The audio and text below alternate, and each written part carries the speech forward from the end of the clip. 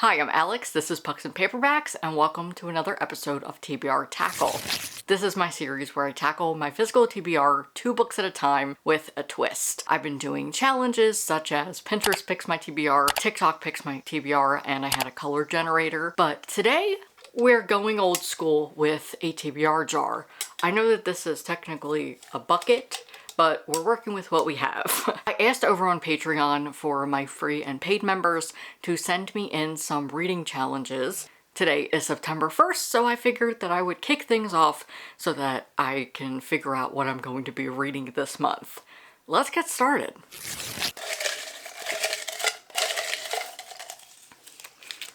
Here's the first one. The first challenge comes from Natalie, and it says to read a book with a pink cover or with pink on the cover. This is fun. I don't own too many pink books, but I think that I can do this. Now let's pick the last challenge and then I'll go find the books and we'll do everything.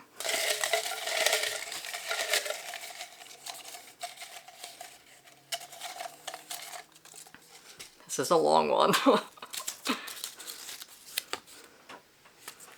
This is from Sierra, and it says to read a book that has a character's name or the setting in the title. Yes! Yes! I'm so happy I got this. There's a book on my TBR this month that I was hoping would fit for TBR Tackle in some way, and now it does. Let me grab the books, and I'll be right back. Okay, I'm back with the books. I have some contenders, starting with a character name. I am going to be reading Ophelia After All. I have yet to read this. It was my plan to read it for Buzzword this month since the prompt is to read a book with foliage on the cover, and this works. Then for pink on the cover, I'm going to continue with the YA contemporary, and I have two books. First, I have an arc of Meet Me on Love Street by Farah Haran. This came out in June. I was sent it by Simon Teen, so I would like to get around to this, and the girl on the cover is wearing some pink pants. Or I could continue the Latina representation with Our Way Back to Always by Nina Moreno. I've had this for quite some time. I believe I pre-ordered it. It came out in 2021, so I would like to get to this. So I think I'm just going to figure out what vibe I'm looking for. I'm gonna start the vlog with Ophelia After All, and then I will decide on which of these I want to read. Let's get reading.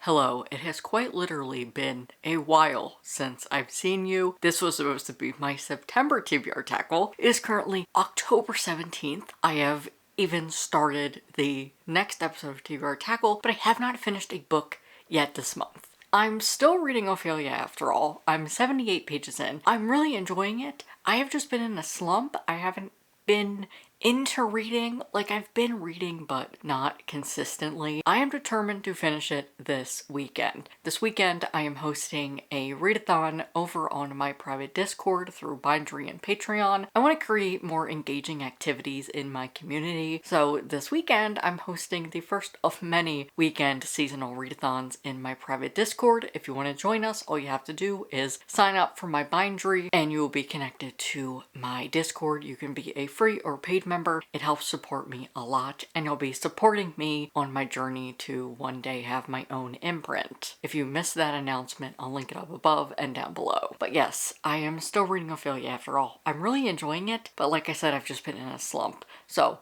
I just finished up work. I am going to probably make some cider, wind down before I have some sprints tonight, and I'm hoping that I can get a good chunk of this read. I'll be back once I have a reading update.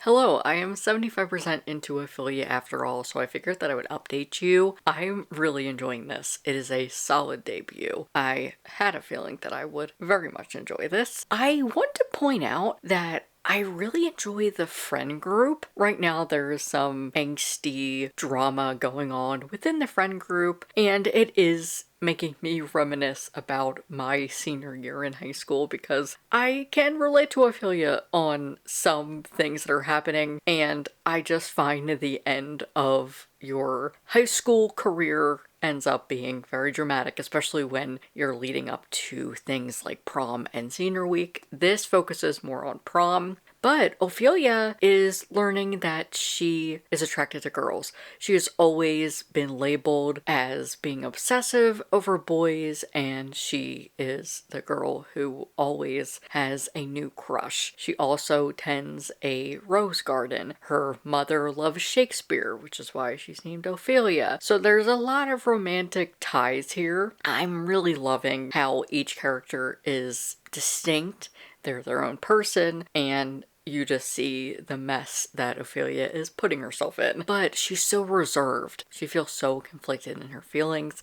There's actually a line that I highlighted and I tabbed, so let me read it really quick. I love this line. I gave and took away my affection so often. I think my heart has always half belonged to the world and half belonged to me, but I would have given her the whole thing had she asked me to. There's just a lot of things going on where she doesn't know what she's doing, and she feels like she just should have known this about herself. And you know, in high school, that's sometimes how you feel. And honestly, I think that this is relatable to both teens and adults, because especially when you come out in adulthood, you're like, why did I not know this? And you're really unpacking it. But I do know that this has questioning representation, so Ophelia doesn't have a specific label. I think she just goes with queer. I haven't gotten to that part yet, but that is just what I know from the reviews when the book came out and things like that. I always say we need more questioning rep in YA, so I'm really excited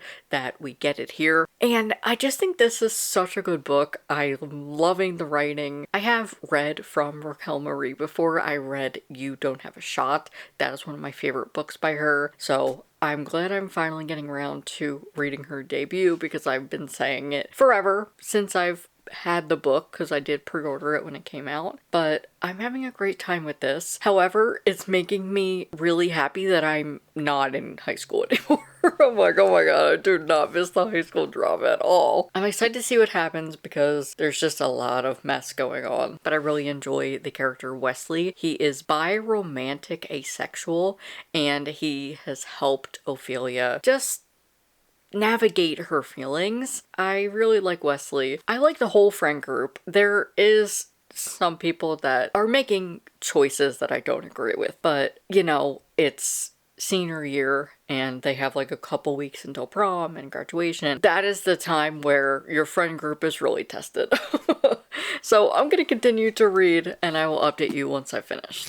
It's been a couple days, but I have since finished Ophelia After All. I adored this. I thought it was such a strong debut, and I'm so glad I finally got around to it. This follows Ophelia, who is a biracial Latina girl. She is both Cuban and Irish. She is dealing with the end of senior year, prom, graduation, and where her friend group is going to be. I adored her friend group. It was one of my favorite parts of the book. That's one thing I love about YA contemporary, is a strong friend group. Of course, there is so much drama, and I felt myself reminiscing on my time in high school. I just find the end of senior year, there is so much that goes on, and this can be relatable for anybody. But the root of the story is Ophelia is learning that even though she has been obsessed with boys and attracted to boys, there is a girl she meets named Talia who catches her eye. She starts to have feelings for her and is just trying to figure herself out. At the end, she labels herself as queer, but I would still say this has questioning rep. We need more questioning rep in YA, so I'm really glad to see it here.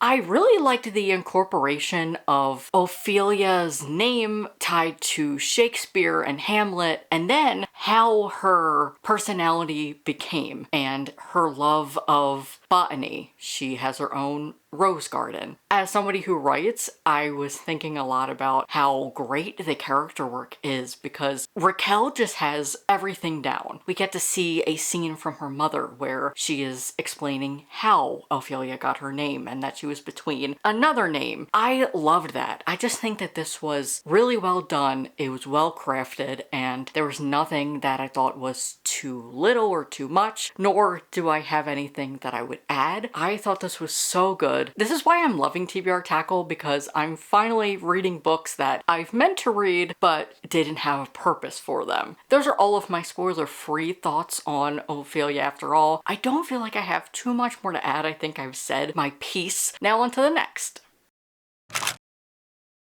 For a book with pink on the cover, I decided to go with the Nina Moreno, Our Way Back to Always. Editing me here to let you know I'm going to be mispronouncing the author's name throughout the video. I do correct myself in the end. I had somebody who had the same last name and they pronounced it the way that I pronounced it in this video, but I've since realized that it's not the correct pronunciation for Nina Moreno. Apologies, but I do realize in the end. If you don't know, she's one of my favorite YA contemporary authors. One of my favorite books is Don't Date Rosa Santos. That was her debut novel, and I've had this sitting on my shelves for a very long time, so I'm excited to finally get to it. This has everything I love in a YA contemporary. There's a list, and the main plot is following two characters who were friends in childhood, turned enemies, and they're probably going to rekindle that friendship and possibly a romance.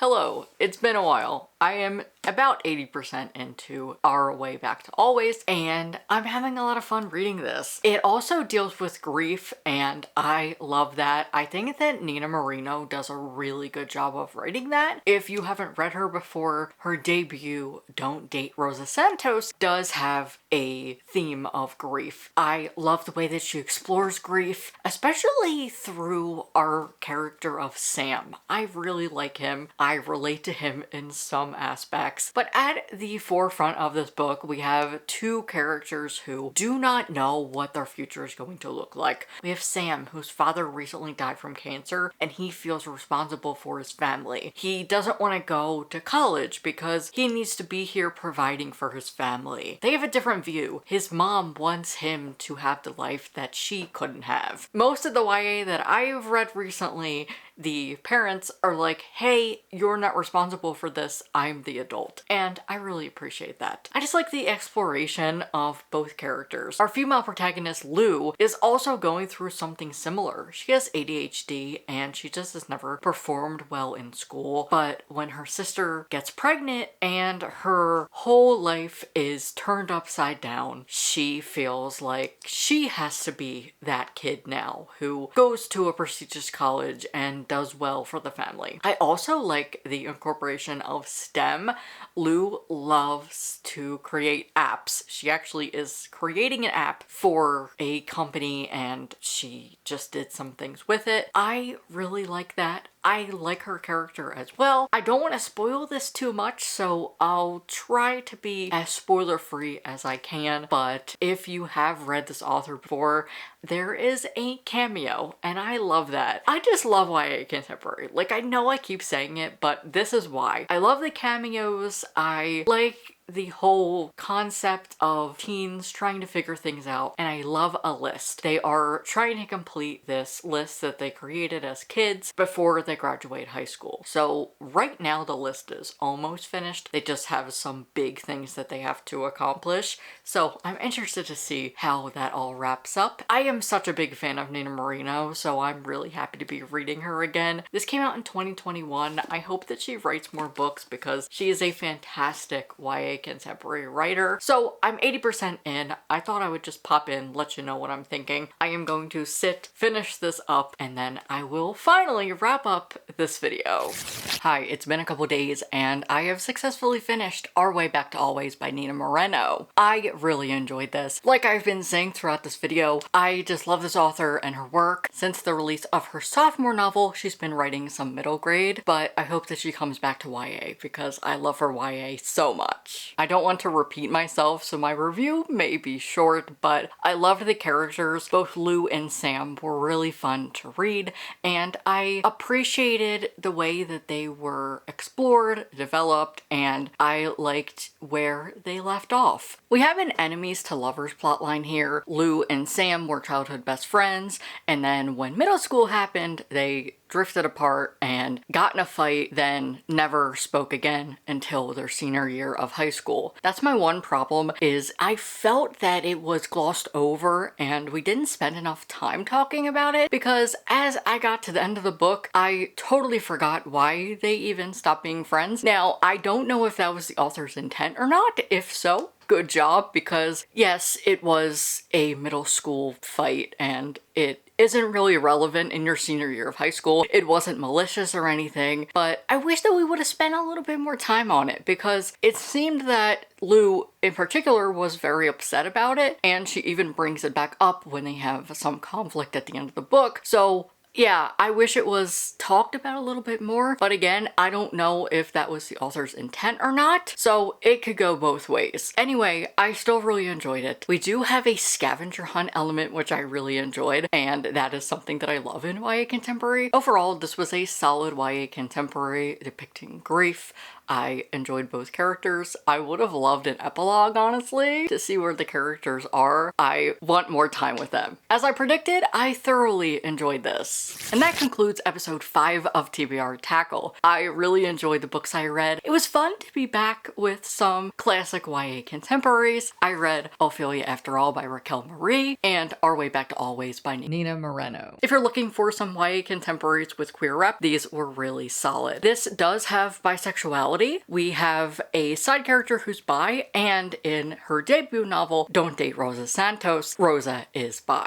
I really enjoyed these and just had fun picking up some YA contemporary. Thank you so much for watching. Big shout out to my patrons for helping me with this video and submitting your reading challenges. I really appreciate it. If you'd like to support me further, I am on Patreon and Bindery. Thank you to my top members for their support. I appreciate it a whole lot. I am over on Bindery. I recently announced it, so I will link that announcement down below. With Bindery, you'll also get access to my private Discord. Bindery has a free or paid option. This helps support me in all capacities. With Bindery, my hope is to eventually grow large enough to have my own imprint, to be able to actually publish queer and trans books. So if you want to be a part of that, my Bindery link is down below. Thanks again for watching and for your patience, because I have not been finishing videos or books lately, but I am back. I am actually filming the next episode of TBR Tackle, so that should be up soon. I post my newsletter on Patreon and Bindery for paid members. It's every week where I share what I'm reading and filming, so if you're interested in that